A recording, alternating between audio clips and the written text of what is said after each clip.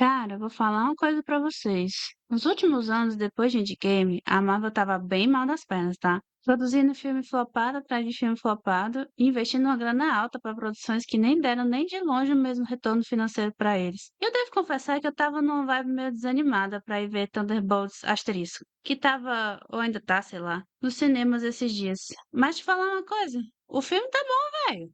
Oi, eu sou a Nil. E cara, eu até tinha comentado bastante com a minha irmã que fazia um tempo que a Marvel tava meio meme, só produzindo coisas que ninguém queria e que nem dava conta de ir atrás, sabe? Até porque nos primórdios do MCU, já em 2008, eita, o novo, o legal dos filmes da Marvel era que eles se interconectavam e dava a impressão de que você estava assistindo uma grande série que estava sendo desenvolvida ao longo do tempo até atingir o seu clímax com Infinity War e o seu final com Endgame. E mesmo se você não assistisse tudo, os filmes por si só já tinham um começo, meio e fim certinho e davam para entender as coisas numa boa. Só que aí a Marvel se deparou com um problema que, na minha humilde opinião, Star Wars está sofrendo pelo mesmo mal. O que acontece depois do Felizes para Sempre? Tipo assim, todos os personagens principais tinham tomado seus caminhos e terminado a história ali. O Homem de Ferro se sacrificou, a Viúva Negra morreu também pela causa, o Thor tá com um grande foda-se e se mandou com os Guardiões da Galáxia, o Hulk tava lá, né? E o Capitão América voltou pra ficar com a Peggy e teve seu final feliz, né? E o Gavião Arqueiro, ninguém se importa, sinto muito. E aí, já que a Marvel estava nesse mato sem cachorro, ela tentou continuar a fórmula com as séries do Disney Plus, com o mesmo esquema de ser tudo interligado, só que com os personagens super desconhecidos e que ninguém ligou muito, sabe? A galera não tinha paciência pra ficar assistindo tudo como se fosse lição de casa, né? Então, falando agora de mim, eu também fui uma dessas pessoas que não teve o menor saco de ficar maratonando série e filme como se fosse uma cartilha. E depois de uma decepção tão grande com a Marvel que eu tive com uma série que me deu uma crise de ansiedade louca, senhor, mas que isso é assunto para um outro vídeo, não vou falar disso agora. Eu tinha dropado real qualquer coisa que a Marvel fizesse daqui pra frente. Mas então, o que em nome do Senhor Jesus me fez ir assistir Thunderbolts asterisco? Pra vocês terem uma ideia, eu não tinha visto nada, nem sequer o trailer do bagulho. E o que me fez ir foi, eu fui simplesmente pela Florence Pugh. Não vou mentir pra você. Apesar dos pesares, depois que eu assisti Black Widow, eu passei a amar a Yelena com todas as forças, porque pura e simplesmente ela tá constantemente com essa cara de cu. Como se tudo pra ela fosse um tremendo saco. Mas ao mesmo tempo ela é engraçada e não fica se passando, sabe? Ela só finge que tá de saco cheio, mas que no fundo tá lá dando o maior valor de estar ali, incluída na conversa. Sem contar que a Florence é uma atrizona porreta, né? A gata brilha milhões toda vez. E foi com essa promessa de ver mais a cara de cu da Yelena que eu fui no cinema assistir Thunderbolts Asterisco. Sinceramente, não esperando muita coisa. Só umas cenas de ação genérica, uma lacradinha de lei e hashtag gaslight, hashtag gatekeeper, hashtag girlboss. E só. Mas te falar, eu tive uma experiência bem mais positiva do que eu achava que teria, juro pra você. E a partir de agora, spoilers, tá? Então cuidado.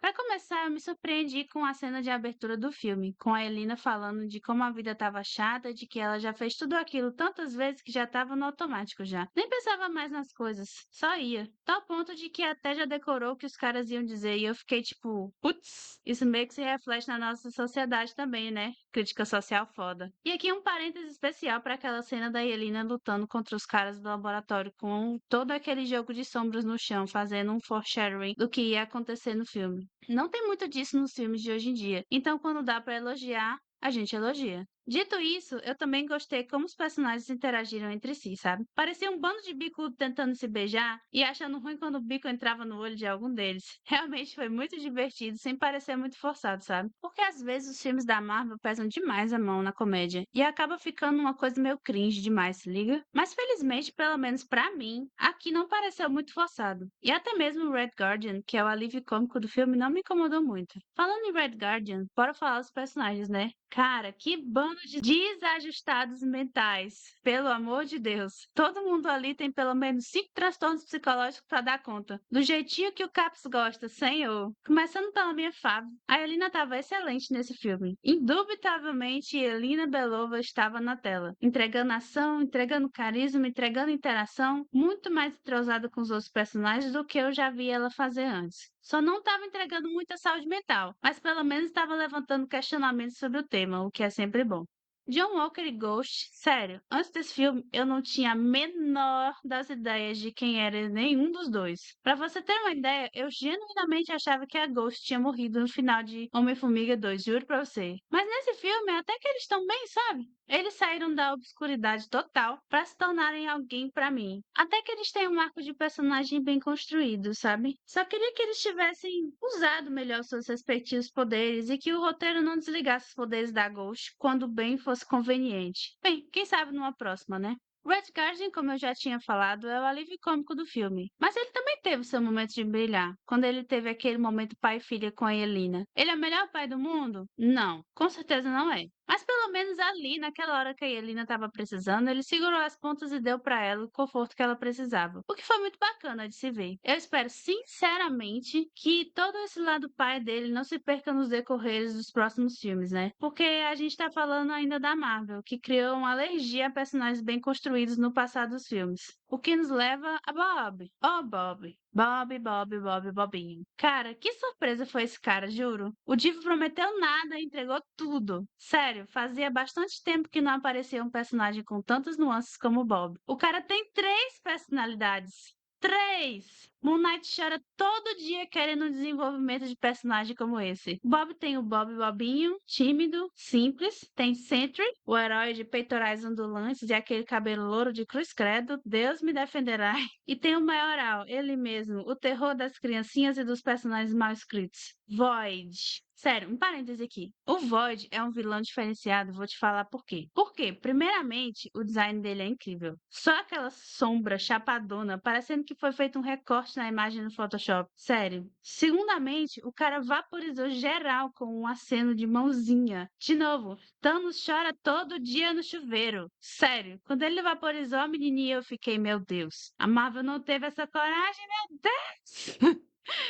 E terceiramente, ele não tá nem aí pra ninguém. O que é massa num vilão? Mas, e é um grandíssimo mas, ele tem 2 problemas que me incomodaram, mas eu vou comentar mais aqui pra frente. Quanto a Bucky Barnes, eu vou te falar. Sabe quando você tá com um bolo no forno, super delicioso, que tá nas condições ideais de desenvolvimento, mas que você tira ele antes da hora e ele murcha? Foi a sensação que eu tive com o Bucky. Sério, o homem tinha tudo. Gancho de direita, jogo de cintura, movimentação nos pés, mas o roteiro falou, é muita areia pro meu caminhãozinho, hein? E deu pra trás com ele. Mas eu sinceramente espero que eles aproveitem melhor ele nos próximos filmes. Sabe, igual fizeram com o Drax e o Groot e esse pessoal aí, sabe? Enfim. Mas agora, momento polêmico aqui, hein? Eu simplesmente adorei quando mataram a Taskmaster. Juro pra você, sério. Eu amei. Ninguém gostou dela em Black Widow. Ninguém gostava dela em nada. E o roteiro fez muito bem se livrar dela, juro. Eu rezo pra que o próximo filme dos Vingadores, que é o Avengers Doomsday, siga por esse mesmo caminho e comece a matar os personagens que a gente não gosta de uma vez, deixando só quem realmente interessa. E que fique bem claro que eu não tô falando só dos Vingadores originais, tá? Tem outros personagens legais que a Marvel lançou nesses últimos anos que vale a pena dar uma salvada. Falei que o tema era polêmico, não falei? Agora, quanto ao plot, eu gostei que eles, querendo ou não, fugiram um pouquinho da fórmula Marvel de sempre. Herói de boa na lagoa, vilão aparece, o herói fica na merda, herói derrota vilão, herói feliz no final. Então, Thunderbolts asterisco, a prota que é a Elina já começa meio na merda, psicologicamente falando, claro. Continua na merda durante quase o filme todo, e eu acho que ela só fica menos na merda na cena pós-crédito, tá ligado? E esse filme também tem um pezinho na realidade, já que o Void é literalmente a depressão de carne e osso e escuridão do Bob, que ele fez isso ser um problema da cidade inteira, né? Acontece.